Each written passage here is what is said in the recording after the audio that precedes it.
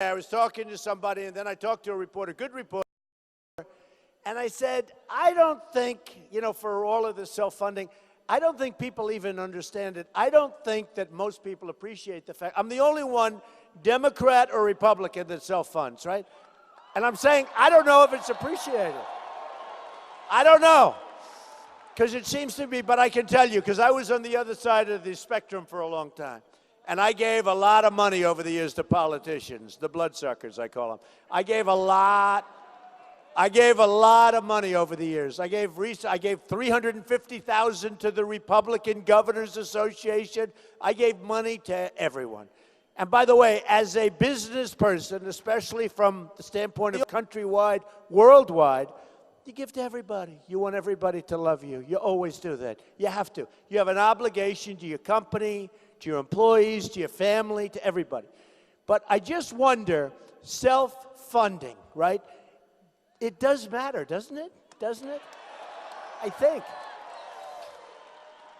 Because I never understood whether or not the people really understand it, whether or not the people that do really get it. Because I want to tell you, when you're looking to pass legislation on oil or on drugs or on something, and I'll tell you a story that I heard recently. A friend of mine came up, and he's in the pharmaceutical business. And he said to me, and a very successful guy, he said to me, Donald, terrible thing happens. When the United States, which is the largest buyer of drugs, meaning drugs to make people better, prescription drugs, etc., everything, they don't negotiate the price. I said, what do you mean? They're the largest buyer in the world, but they don't negotiate the price. They buy things almost as though you went to your local drugstore and took it off the shelf. That's the price. And they said, how is that possible? Now, I immediately knew why. But if it weren't that way, if we did negotiate, let's say we did a favored nations clause, okay? Meaning the person that buys whatever drug for the lowest price during that year, that's the price the United States will pay, okay? Now, we should pay less, but at least if we do that, we'll save about $300 billion. Now, can you believe that? No, can you believe that? One move. So you're talking about Medicare. You're talking about all this different, they're saying we can't do this, we can't do that. So somebody said, why is it? Now, I was even surprised at that. And I'm a pretty skeptical guy when it comes to politics and politicians because I know politicians better than anybody in the world knows. Somebody said, well, Donald's not experienced. I said, experienced. I've been dealing with these guys all my life. I know them. So they said, how is it possible that something like that could happen? How is it possible? I said, very simple. The drug companies are massive donors to the politicians. So if you look at Johnson & Johnson and you look at these different companies, they give to the politicians. So what do the politicians do? No, you can't negotiate. You have to pay, effectively, you have to pay retail. It's so simple. That will end on day one, okay? That will end on day one. No, it's terrible. It's terrible. Government spending. People talk about budgets. The politicians, they talk about budgets. So government spending. Billions and billions and billions of dollars can be cut in hours. In hours. Yeah, sit down, folks. Relax. We're going to be here for a while. I'll be here so long. Hey, by the way, I came in. This is true. So we came in. I landed. We drove here from the airport. You have the most beautiful churches I've seen. I mean, these churches, seriously. No. The churches, there were 3 or 4, they were so beautiful. So I almost wanted to just go in and pray. But I figured I'd be late and you wouldn't like that, okay? But you have, honestly, they're the most beautiful churches coming in. Speaking of that, Christianity, as you know, is under siege. It's under siege. We're not going to let it happen. We're not going to let it happen. I've been telling people, we're going to start saying Merry Christmas again at Christmas. We're going to start saying it. We're going to start saying it. No, it's under siege. You know what happened, and I was with the pastors and ministers recently, and a whole group. There are a lot of endorsements. With the evangelicals, I'm leading nationwide in the polls. And people say, wow, Donald? They don't know. They don't understand. People people don't understand. I have an unbelievable relationship. Jerry Falwell Jr. just endorsed me, which was a great endorsement. Pastor Jeffress was a great guy. Pastor Jeffress, so many. But we're leading with we're number one with the evangelicals, and they want to have somebody that's going to protect the country. They want to have somebody that's going to make great trade deals. They want to have somebody that's going to get rid of Obamacare and do something, right? We have so many alternatives. I don't know if you've seen what's happened. Some of you have, because people come up to me, they're dropping it, they're leaving, they've lost a fortune. It's going to die in 17 anyway, unless the Republicans continue to extend it and feed it money. But people are going up 25, 35, 45% with the premiums. They're going up. And look at what's happening. They're not getting coverage. They're not getting proper care. I mean, it's so bad. It's so bad. It's not working. If you are run over by a truck, you probably won't be able to use your insurance. So we're going to get rid of it. We're going to replace it with something that's going to be great. But what happened with the churches, is President Johnson put in a bill that really has everybody nervous, because it makes them a political entity. They lose their tax-exempt status. So they actually have less power than the people sitting here, because that doesn't happen to us. And I said, how could you let it happen?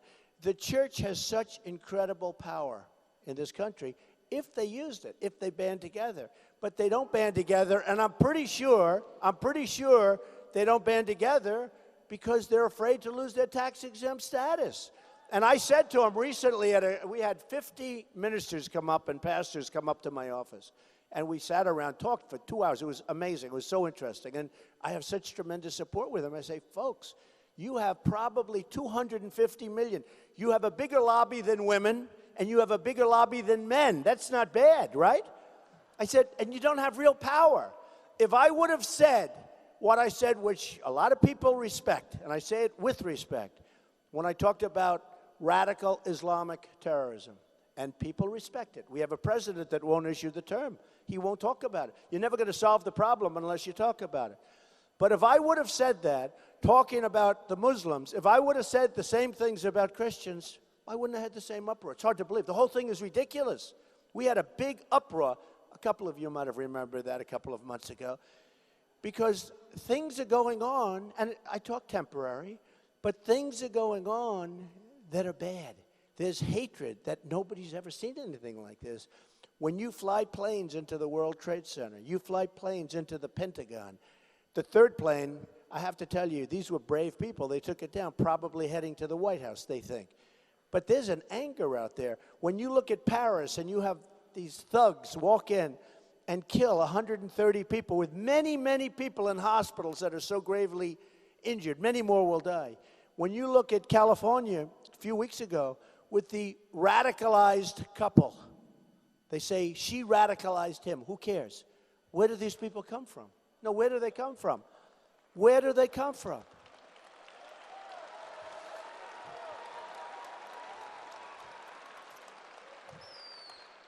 And then President Obama yesterday goes to a mosque and he apologizes. I mean, what's going on? We have to, right? No, he goes in and he apologizes. And, you know, it's all fine, but we have to find out what's going on. When we have the migration, and you look at this, and it's very sad, and we should build safe centers. We should build safe zones in Syria.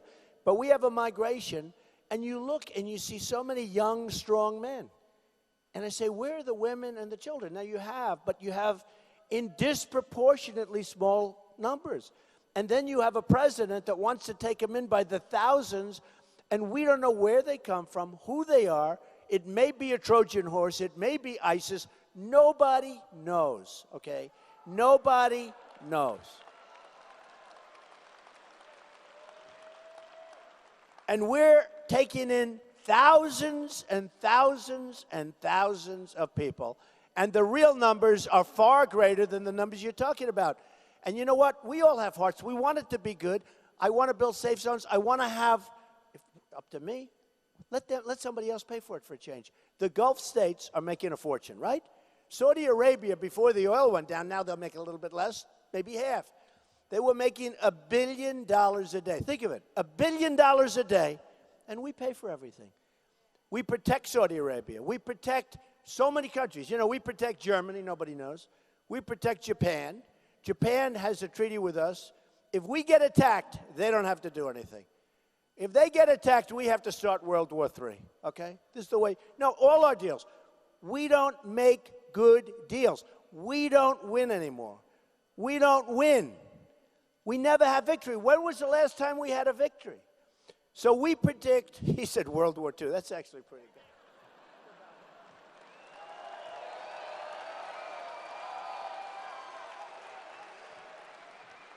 I have to remember. Who said that? Stand up. Stand up. It's very good. That was very good. That was impressive, I have to say. But it's about that. You're about right. You're about right. No, I mean, we've had some, but we haven't had many. We certainly don't have many victories anymore. Okay, well, that's good. You better vote for me. Speaking of that, will you please get out? You got to vote. That's going to be a biggie. I'll tell you this, you won't be sorry. Think of this, though. Think of this. So we protect South Korea. We have 28,000 soldiers right now on the line between North and South Korea. We have the maniac over there, you know, talking about nuclear. Every time he raises his head, we start sending our ships over. Now, I like South Korea. I have buildings in South Korea. I do great with South. I have many, many people. I like China, but they kill us, okay, because their leaders are much smarter than our leaders. But we have the greatest business people in the world. We just don't use them. We use political hacks. But South Korea, take it. We use political hacks to negotiate our deals. It's unbelievable. Total, all talk, no action. These guys know. I like, whoever the hell this group is, I like this group. Good girl. So we have 28,000 soldiers. We protect South Korea. Every time I order huge amounts of television sets for different jobs, thousands and thousands. I get them from South Korea. It is an absolute behemoth. They make a fortune. Why are we doing this? I mean, I want to do it. I want to protect them. But we're a debtor nation. We owe $19 trillion. $19 trillion. Nobody even knows what the hell the word trillion means. If I asked even the smart, how many millions are in a trillion? How many hundred millions? How many billions is in a trillion? It's so out of control. People don't even know. Even the top smartest people, they don't even know. We owe $19 trillion. We have now, with that stupid budget deal that was approved 3 weeks ago, that got approved so fast by the Republicans. It got approved. How long did it take? A half a day? So we have a budget deal. You know, we send these people to Washington. They sound tough. We're going to fight Obamacare. We're going to fight for this. We're going to fight for that. We're going to take care of our vets, which nobody cares about except Trump. We're going to take care. No, think of it. We send them to Washington. They're going to take care of the vets. They're going to do all these things. They get there, and something happens to them. They look at the beautiful. I always say, they look at those beautiful marble columns. They look at the floors. They look at the angels in the ceiling. And they say to the husband and the wife, darling, we finally made it. We're never leaving. And then they say, are you voting for Obamacare? And they go, yes, I'm voting for Obamacare. It's crazy. Something happens. Something's in the water in Washington, D.C. Something happened. But isn't it really disappointing? Okay, so here it is. So you have this man to the right in a different sense. But you have this man who's a maniac, perhaps. And you got to give him credit on one thing. The guy's a young guy. He's dealing with these generals. His father dies, and he maintains control. Well, it's something going there. You know, when they don't underestimate a guy like that, do not underestimate, right? Does everyone know what I mean? Because plenty of guys, I assume, want to take control. The father dies, the kid is young, the kid takes over. Do not underestimate that kind of talent. Now they'll say, oh, I like him. I don't like him at all. Just don't underestimate. Vladimir Putin said the other day, Donald Trump is a genius, he's the leader, and he's going to be the leader in the United States. He made a statement. No, he made a statement. No. The people I'm running against, the Republicans, said, that's terrible that he said that. You have to denounce that statement. Denounce it immediately. You have to denounce. I said, you think I'm going to denounce a fact that a guy's calling me like great and I'm going to denounce? Are you crazy? Are you crazy?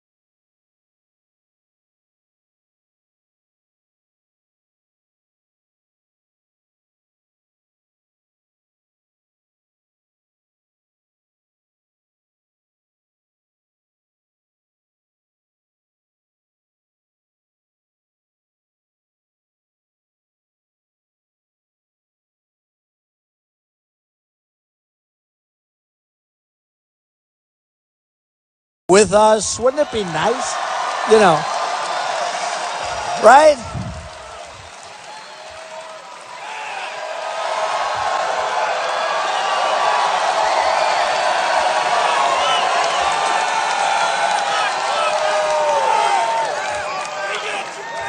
No, but honestly, wouldn't it be great? I love you too, man. Even like it's a guy, but I love him.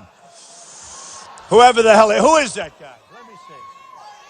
Good man. I like that guy. So, no, but wouldn't it be nice? Seriously. You know, I read the other day where the military is having a hard time buying bombs because they're so unbelievably expensive. Probably they do the same thing as with the drugs. Yeah, whatever it is, we'll pay, right? Because, again, the defense contractors are big contributors, right? I haven't even started this, folks. Believe me, I'll figure it out like in about 2 seconds. Think of it. They can't get the bombs, they can't get the missiles because they're so expensive. So wouldn't it be nice if we can use Russia and they use some of their bombs and their missiles? We don't have to pay for it. So that's what's going to happen. That's what's going to happen. I think we'll get along fine. I think we'll get along fine. And we have to stop being the policeman for the entire world, most of which hates our guts.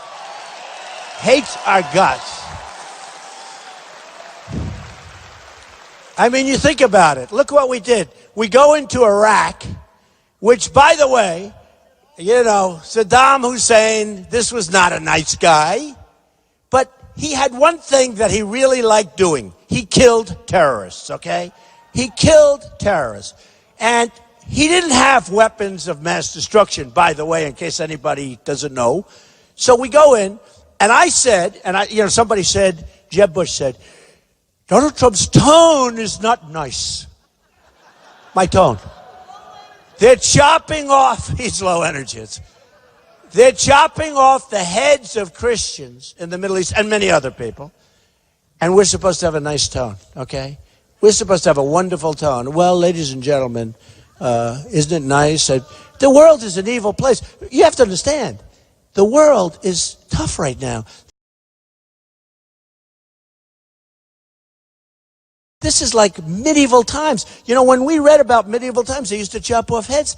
I never heard of chopping off heads until recently. James Foley. Remember James, the great, beautiful James Foley, with his parents are great people, but they started chopping off heads. Where do we hear? These are people that are animals, and we got to end it. We got to knock the hell out of them, and fast. Fast.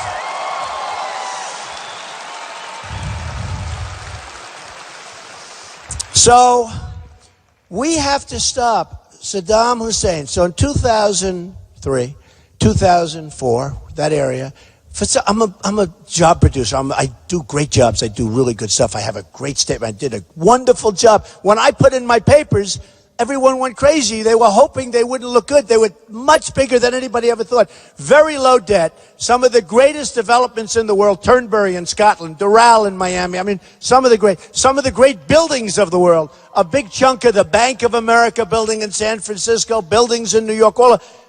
The press looked. These people right back here. Look at all those cameras. They looked. By the way, they'll never show that audience behind them. Oh, would I like you?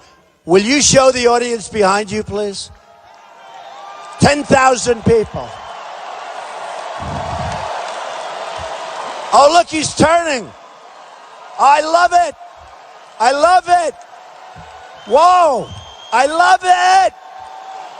He turned the cameras.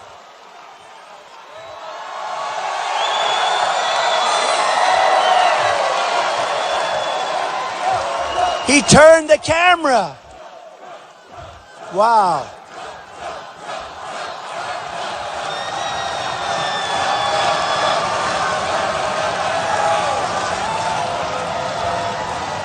I don't believe it. Did you see what they did? They turned the damn cameras. They did it. They never do it. Fellas, thank you very much. That was very nice. That never happens. I don't think it's ever happened. I always go home and my wife, she sees me on television because I got all this live television. They don't take me. I mean, every event, it's live television. Someday I'd like to do one without cameras. We can talk. But, of course, if the cameras aren't here, that means bad things are happening too, right? That means nobody cares. That would be no good. But every time I go home, my wife says to me, darling, were there many people there? Yeah, I say 10,000. 10,000. Oh, didn't you see that? No. They only show your face. They never move it. And then I always talk about the protesters. I say, I love protesters because the only time they move the cameras is when there's a protester because that's supposed to be a bad thing. So I love protesters. And I said, I'm going to start creating my own protesters, okay? I'll be honest. They all turned, or most of them. That guy on the right didn't turn. I don't know why the hell he didn't turn. That guy right there. Right there.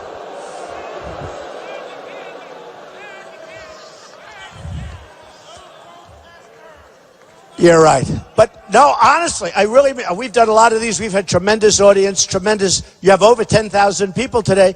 And look at the people still pouring in. It's crazy. Folks, it's a movement. I'm telling you, this isn't like, other guys come here, other candidates come here. There's like 112 people, 59 people. I mean, Jeb Bush has spent $112 million and nobody shows up. What the hell? And he spends a lot of it on negative ads on me. And he goes ad after ad after ad. I say, oh, man, I hope people don't think that my ad. And then it goes up. He does negative ads. Look, we have something special happening. There's a movement going on. We're going to take our country back. That's what we're going to do. And we're going to run our country intelligently.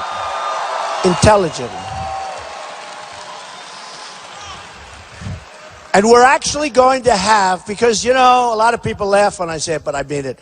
I'm a unifier. I bring people together. We have a president who's a divider. He's a very divisive person. I am a unifier. We are going to bring people together. This country is totally disjointed. Everybody hates everybody. And people are going to be surprised. And they are. You will see. Our country's going to come together. We have a movement going on that hasn't been seen. It was on the cover of Time magazine last week. Great story, right? Great story. Written by somebody that never called me. He never called me. I said, I finally found out how to handle the press. Don't speak to him. Because when I talk to him, I get lousy stories all the time. It's incredible. But if I don't, this guy, he's a great writer. Great writer because he wrote a great story. But he is. He's known as a brilliant writer. And you should get it, the one last week. He talked about the fact that we have something going on that hasn't happened in this country in many, many years. And some people say it's never happened in the country. There's never been anything like this. I go to Dallas. We have a stadium like this. We have 20,000 people where the Mavericks play. I go to Mobile, Alabama. We love Alabama, right? Right? They do have a good football team, right? You have to admit. No. We have to be truthful. We can respect somebody. We can respect. There's nothing wrong. But no. But I go to Mobile, Alabama. We have 35,000 people. We go twice now to Oklahoma, 20,000 people. All over New Hampshire, we have the biggest crowds. The biggest crowds. All over, no matter where we go, we have the biggest crowds. And there's something happening. Well, she said you can't stop. You can't stop. You know how we can stop? If they don't vote. If we have people. The question is, do people get up and vote? You know, it's the weirdest thing. They stand outside for 4 or 5 hours to come in. And the only question, because now we're going to see, you know, without the caucus stuff, and I think we did great in Iowa, you know, I really do. I think we did. I think we did great. I mean, the people of Iowa are tremendous. We had an amazing time there, and I really, you know, a lot of people said, don't go to Iowa, skip Iowa, start in New Hampshire. And New Hampshire were doing really well, but start in New Hampshire. I said, no, but I like Iowa, and I like the people, and I have a lot of friends that live in Iowa. No, we'll go to Iowa. And I think we should have come in first, to be honest with you. A lot of things happened there. A lot of things happened. A lot of things happened there. But isn't it funny? I came in a strong second. Third was quite a distance away, although they said about Marco, who was the third. Oh, he was so close. Close. It was over 2,000 votes, which, you know, we're not talking about huge numbers. Two things happened. Number one, it was the largest vote in the history of Iowa for the Republicans, right? The largest total, I think 180,000, which was, and I got, other than the one, who was a double candidate, you know, it's two candidates for one. I got the largest vote outside of the one candidate. I got the largest vote ever in the history of it. You know, so and I've never done this before. I'm not a politician. So, but think of it. Think of it. So the person that came in third, they said, unbelievable result. Unbelievable. This is a huge victory. But I came in second, and they said, Trump didn't do so well. I'd say, why did I? But you see, I don't think I did come in second. I think I came in first, okay? I'll be honest. But honestly, it doesn't matter. I got a lot of delegates, and it really doesn't matter because my total focus now is on New Hampshire. And then next week, my total focus is going to be right here in South Carolina.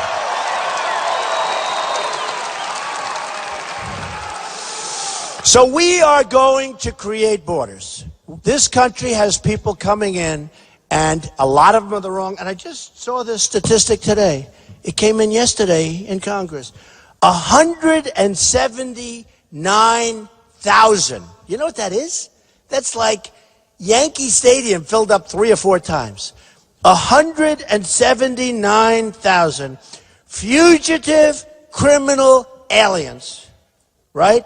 These are people that were convicted of a crime, okay? Convicted. Some of them very serious crimes.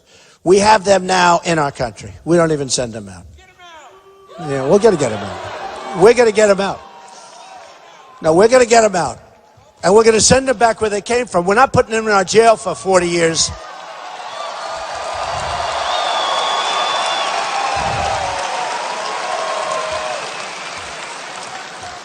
Look, countries are sending people here that, you know, they're smart. Why do they want to take care of them for years and years with their systems in jail? It's expensive. We're sending them back, and they're never coming back. We're going to have strong borders. Our Border Patrol people are fantastic, and we're going to build a wall, okay? Remember, we're going to build a wall. We're going to build it.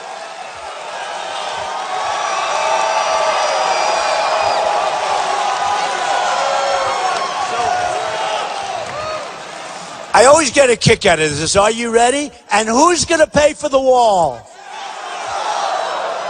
So easy. It's so easy. You know, we have a trade deficit with Mexico that's so huge. It's so big. Or as Donald Trump would say, it's so huge. It is so massive. And again, these politicians, I'm not going to reveal names because a lot of them I really like and all. But they're never going to get you to the promised land, folks. None of them. I know them all. They're not. It's not their thing. It's not their thing. So they come up to me. You can't build a wall, really, can you? Wall. You know, that's so easy. It's so easy. I know exactly what it's going to look like. It's so easy. China has a wall. Think of this. built 2,000 years ago, that's 18,000 miles long. That's a wall. Now that one I'd say maybe we don't build. That's like going across the United States. Somebody said, are we going to build a wall on our northern border? Well, that's a pretty big wall. How about 4 times that length as China? The Great Wall of China, 18,000 miles long. Can you imagine that? They built it 2,000 years ago. And this is a wall that's a big wall. I've seen it. This is a serious wall. This is not a wall that they drive the Jeeps across with the ramps, so like our wall. You know, we have little walls that are like this. They're like for children. They actually do. They build ramps. I don't know why they don't just rip it down. It's easier, right? But they build ramps, and there's pictures in the magazine. I saw it, I think, in Time magazine, where a Jeep loaded up with drugs goes, they build this ramp, up, down, sell the drugs to us, goes to New Hampshire where they have a huge problem. They have a huge problem. You have a huge problem. Everybody in the country has a huge problem. They go up, they go down, they come back. So we get the drugs and they get the cash. No good. Not going to happen anymore. Not going to happen anymore. Not going to happen anymore. And, you know, importantly, we have people so addicted because you get into the heroin and it's cheap and they're so addicted, and getting out of that addiction is a tremendous problem. We're going to help people. We have to help people. But the best way to stop, the best way is if they don't start and if they can't get it. And we're going to make it so tough. We're going to make it so tough. But these politicians come up to me, and they're politicians, and they say to me, seriously, how, you're not going to get Mexico to pay. They always say this. They say, you're not going to be able to get Mexico to pay. How are you going to do that? And I say, it's easy. The deficit is so big. They make so much money. We give them a lot of money on top of everything else, which is hard to believe. We give them a lot of money. We have the wall is peanuts compared to the numbers you're talking about. They go, oh, I didn't know that. These are not people that are going to get you there. So, Carl Icahn endorsed me. He's a great businessman. Many of the great businessmen endorse me, and they want to be involved. They don't want money. They don't want to have, they're not political. These are great people. These are great. Now, some are nice, some aren't nice. Who the hell cares, right? Do we care? Some you wouldn't want to go to dinner with you in the beautiful red sweater. You wouldn't want any part of them, although they're so rich. I don't know. Is that your husband there? No? Do you know the guy next to you?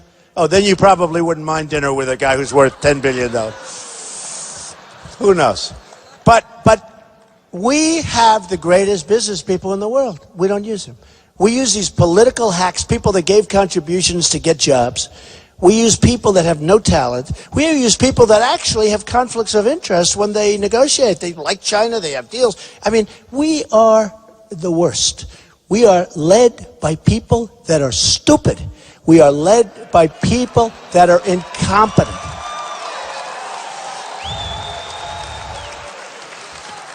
And we can't keep going. We can't keep going. Every year, the 19 trillion, 20 trillion, at what point does it stop? And, I said to a few of the politicians, they were saying, we have a plan on the budget. They were telling me they think they can balance the budget over the next 25 years. I said, 25 years? Man, that's a long time. 25 years. And they're talking about 25 years. Okay. So we're going to make our country so strong. We're going to build up our military. It's very depleted. Very depleted. It's very depleted. And it has to be, because last quarter, we announced practically no growth. We were essentially no growth. Do you know when China announces 7% growth? We haven't had 7% growth in many, many years. When China announces 7% growth, it's like a catastrophe for China. We have no growth. Our last quarter, no growth. Think of that. Think of what that means. That means horror show. Our exports this month and the last couple of months are now negative. They went way down. Lowest since the recession, which means one thing. You're going to have a big recession. It's coming. We're in a bubble. We're in an ugly, ugly bubble. And you see it now with the stock market starting to happen. Because the only good sign, the 5% stuff is nonsense, the unemployment rate. Because if you're looking for a job and you've tried so hard and you go here and there, you can't find it. Okay? So now you go and you quit. You just say, I can't do it anymore. I just saw 200 places. I can't do it. So you give up. You are statistically considered employed. In other words, you are now taken off. That's why they give these phony numbers. The real unemployment rate is over 25%. And I'll tell you something. If it were really 5%, like they say it is, which is a number devised by the politicians to make them look good, before Obama, long before Obama, it makes them look good. Hey, if I win, it's going to make me look great. But you know what? It's a number devised because they don't count people that look for jobs. They can't find them. They're not counted. How can you not count them? You have tens of millions of people that can't find jobs. I will tell you, if that number were correct, we wouldn't have a stadium like this full of people. Right? We wouldn't have it. It wouldn't be. It wouldn't be. So, it wouldn't be. I talk about the way we deal. I talk about all of the things we do. We have, and I use examples. And you know what? You don't have to use lots of different examples. I can. But there are some that are so egregious. Sergeant Bergdahl, a traitor, right? He's a traitor. He's a dirty, rotten traitor, by the way.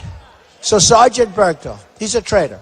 He left. He walked. He thought he was going to have a wonderful life, you know, celebrating whatever they celebrate. So he leaves. We lose 6 people.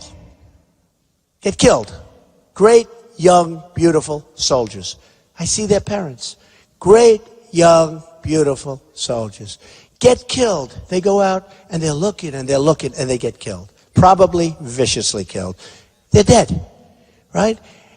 We get Bergdahl back. Now, we had a general and a colonel, and they were interviewing everybody. They knew he was a traitor. It wasn't like, oh, they made a mistake. You know, you can see that you wouldn't like that. How can you be that stupid? But this is far worse. We knew he was a traitor. So our deal is, we get Bergdahl, and they get 5 killers that they've coveted, that they've wanted for 9 years. And they're now all out, back on the battlefield, trying to kill us all. What kind of a deal is this? What kind of people would make a deal like this?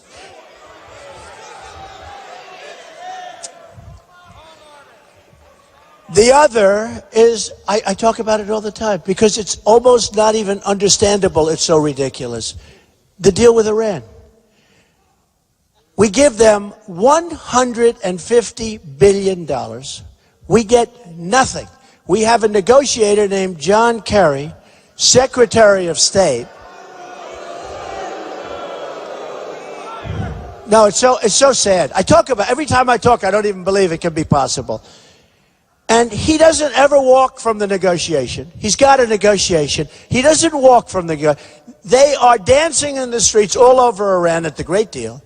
They're burning the American flag. They're saying how stupid we are because the deal is so good. And the deal hasn't been made yet. That was 6 months ago. Remember, they're all dancing. I said, this deal wasn't made yet, right? Who the hell would go back and just keep negotiating like nothing's happening? And you have, as Obama calls him, the supreme leader. I will never call him the supreme leader, folks. Never. Not the supreme. You ever hear Obama? We have spoken to the supreme leader. I say, what? So, you have a deal that is, I always said until 2 weeks ago, because I thought of a worse one. You have a deal where they get $150 billion. Did you see where they spent all that money? In Europe and with Russia and with other countries, everybody but us. They bought 118 Airbuses, right? 118, not Boeing, Airbus, made in Europe.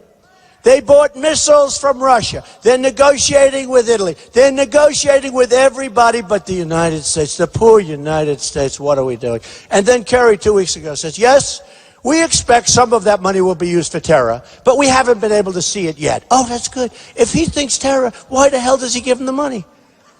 Right, did you see that?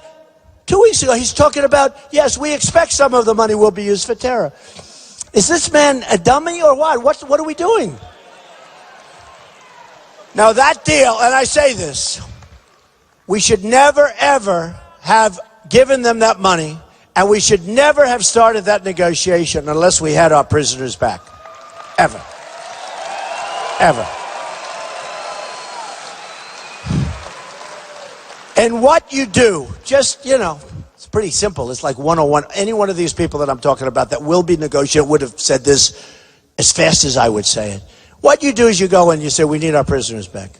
3-4 years ago. Did you ever see a deal take so long? It went forever. You know why? They just kept saying no, no, no. And we just kept saying, okay, okay, okay. Anyway, the deal went like 3 years, 4 years. I never saw a deal take so long. And we never walked. We never once walked out of the room. I said, boy, would this be a good time to walk. Because so often it was so bad. And you saw what was happening because it was being covered by the media. And you saw what was happening. I'd say, why can't they walk? It would make Obama look so good if they actually got up and walked. Right, Lieutenant Governor? What a great guy, by the way. What a great guy. What a family. What a family. Did you introduce your wife yet? The boss of the family. Stand up. This is a great woman. This is the real boss right here. Look. Great couple. Great people. Really great people. And I appreciate. How do you like his commercial? Did you hear it? Did everybody hear it? Pretty. Not that many people heard it. What's going on? Did people hear the commercial? I think it's great. I told him. I said, Henry, I actually moved my voice because it said, I endorse this commercial. You have to say that as a matter of law. I didn't know that. And I didn't like my voice compared to his voice. His voice is so beautiful. I said, do me a favor, move it to the front instead of the back. I didn't like it. Okay. But with the Iran deal, what happens is you go in and you say, got to have the prisoners. They'll say no. You leave. No big deal. You leave. They're desperate. They need money. Their economy's crashing. It's a disaster over there. Or it was. Now they're rich as hell. You say, we need the money. We got to have our prisoners. They'll say no. You walk out. You say, bye-bye. Bye. Enjoy your crashed economy. Enjoy your depression. Enjoy your depression, folks. They'll call within, I always say 48 hours, but I usually mean 24 hours. I usually mean 2 hours. Probably don't even get on the plane. And they'll say, you have your prisoners. When the prisoners land, you go in for seconds, right? And seconds are the following. Folks, my father always used to say, take the lumps out. He thought I was too boo. He had a son that was high energy. Had a son high energy as opposed to Jeb. No. But my father used to say, son, take the lumps out. Too tough. Take the lumps. So, and I would have gone and say, you're not getting the money. Nah, it's too tough, right? You force them to do things. It's not good. So I would have said the following. Fellas, we got a problem. We owe $19 trillion. We have another $2 trillion because we had idiots approve budgets that don't know what they're doing. So we're $21 trillion. We don't have the money. We don't have it. There's nothing we can do about it. We won't be able to give you the $150 billion. They'll go nuts. But within 2-3 days later, they'll come back. Oh, now we saved $150 billion. It's easy. Now we get down to negotiate. We make a deal. Okay, because I love the idea of making deals on nuclear. Nuclear is very important. We have to do something with nuclear. Nuclear is a whole big, crazy deal. And we have to. And we have to be very vigilant. And we have to be very careful. And we have to make sure that the wrong people don't get.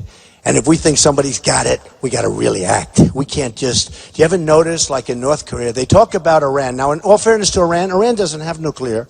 They will after this deal. They don't even have to make it. They can buy it for all the money they have. But they don't have... But the guy in Korea, do you ever have something like homework? It's so unpleasant, you don't want to think about it, right? Well, do you ever notice we never talk about North Korea? He's actually got nuclear. We don't talk. You know why? We don't talk. China has to take care of that problem.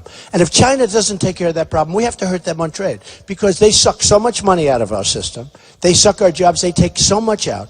I love the Chinese. They're great friends of mine. I make a fortune with them. I tell people the largest bank in the world is a tenant of mine in Manhattan. It's from China. I sell condominiums for tens of millions of dollars to the Chinese. They're great. But like the Mexico leaders, like the Japanese leaders, the Chinese leaders are too smart for our people. They're too smart for our leaders. Our leaders don't have a clue. They don't even have a clue. They devalue their currency. Our leaders, like the new trade deal, where they don't even talk about devaluation. That's the number one thing they do, and it's not even discussed. That's why I'm so against the new trade deal.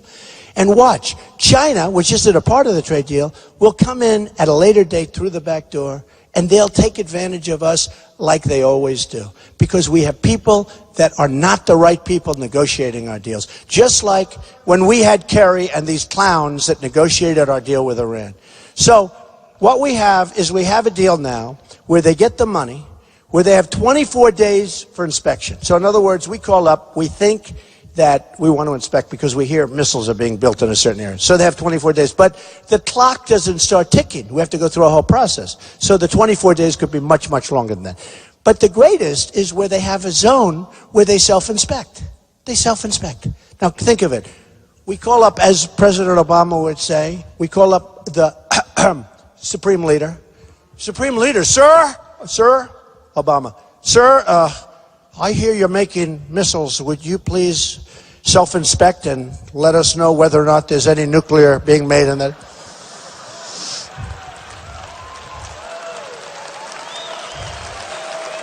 Please tell us.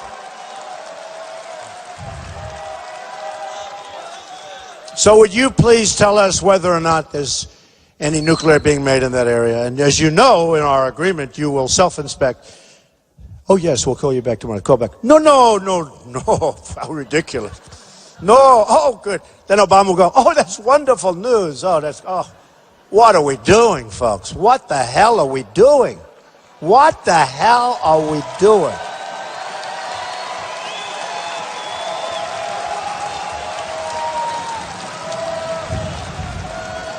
So I said, they said, look behind me. Go ahead.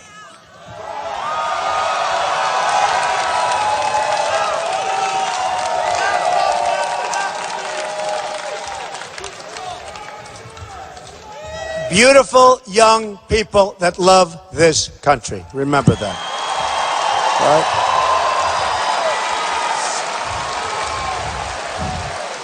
So I talk about the deal with Iran because it's almost unbelievable. And I said, that's the greatest deal I think I've ever seen. And then I said, wait a minute. It's not.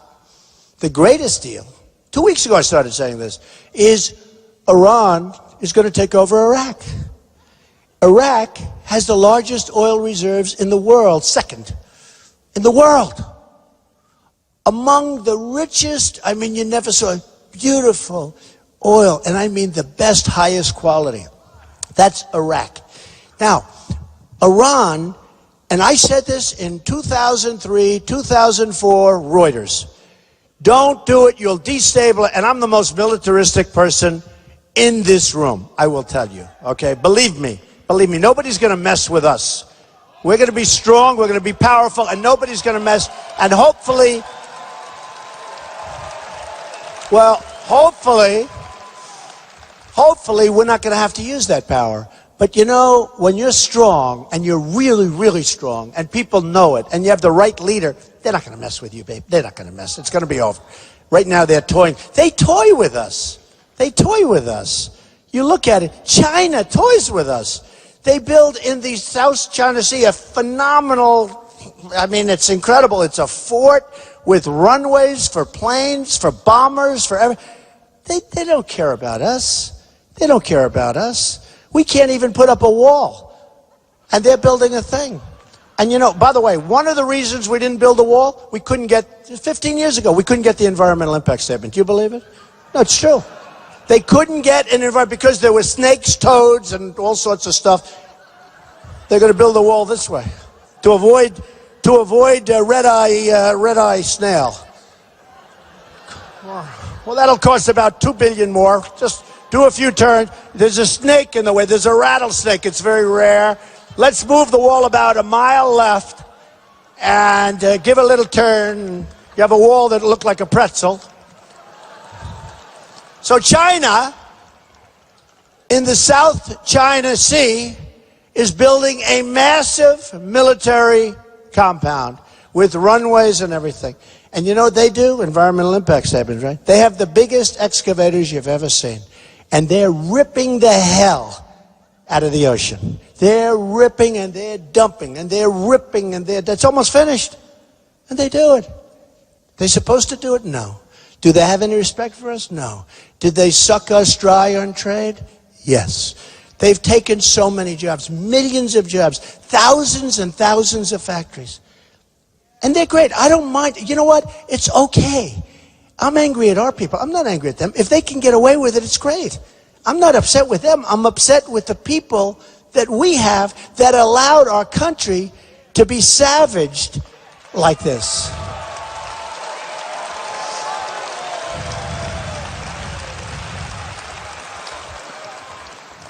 So the greatest deal I've ever seen is what Iran did, where they're taking over Iraq. Now, if you think of it, watch. I've been really good at this stuff. I was the first one. I said, bomb the oil, bomb the oil, bomb the oil. Who got the oil? A lot of it. ISIS. ISIS got the oil. I've been saying, you know, because some of you have listened, right? Bomb the oil. Everybody said, and then they actually interviewed on one of the networks about a year ago, one of the generals. Mr. Trump is very insistent on bombing the oil. Oh, well, that would never work, bombing the oil. You know, we have generals, they go on talk shows all the time. Do you think General George Patton would have been big on the talk shows? He would have had this war over before he had a chance to go from his base to the studio where they filmed the talk show.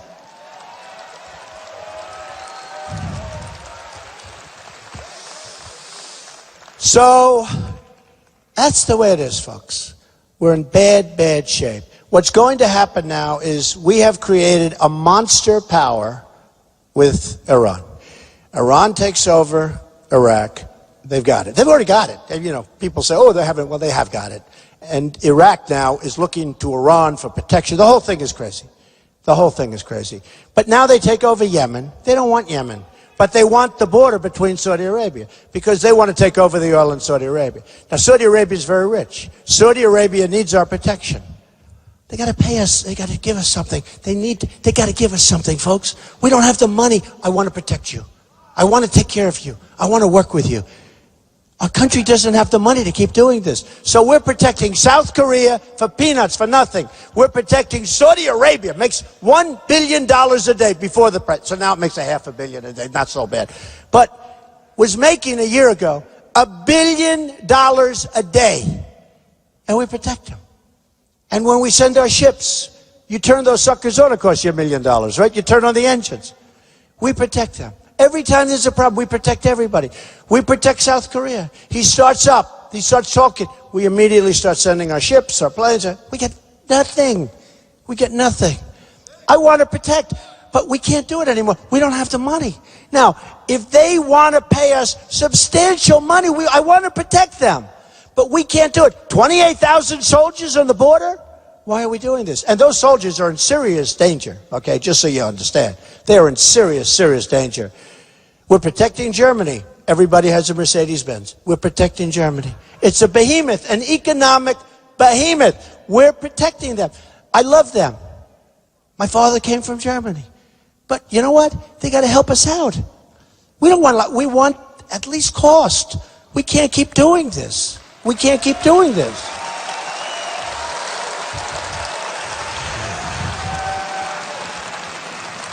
And then people wonder, why do we have 19 trillion in debt? And why are we doing so poorly? So, look, we have a very, very big day coming for you folks very soon. We have a really big day on the 9th up in New Hampshire. Then we come down here. 10 days later, we go with you. We got to win. I promise you one thing. I don't want your money. I don't want your money. I don't want anything. Just want your vote. You got to get out and vote. You got to get out and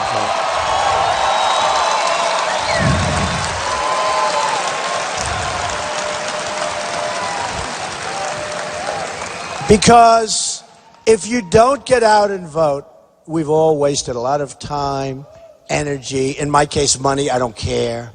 But we've wasted tremendous time, tremendous amounts of energy, and our country is going to hell, and we've got to stop it. So,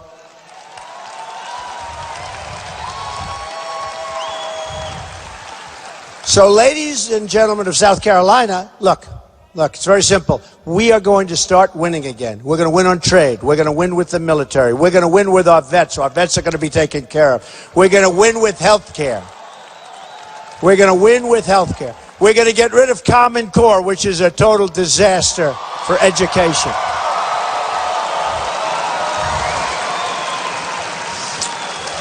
We're going to protect our Second Amendment, which is so vital to protect. So vital.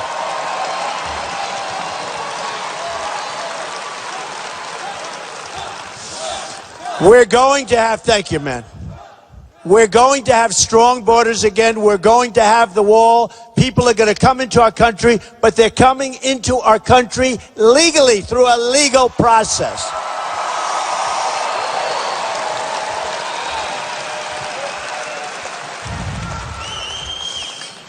We are going to win, and we're going to win a lot. And ideally, we're going to win all the time. We have all the cards.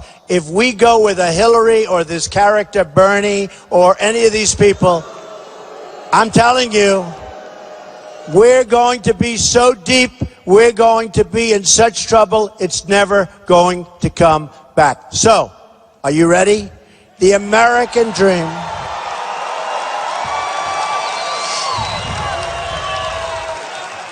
Right now, the American dream is dead, but we're going to make it bigger and better and stronger than ever before. We're going to make America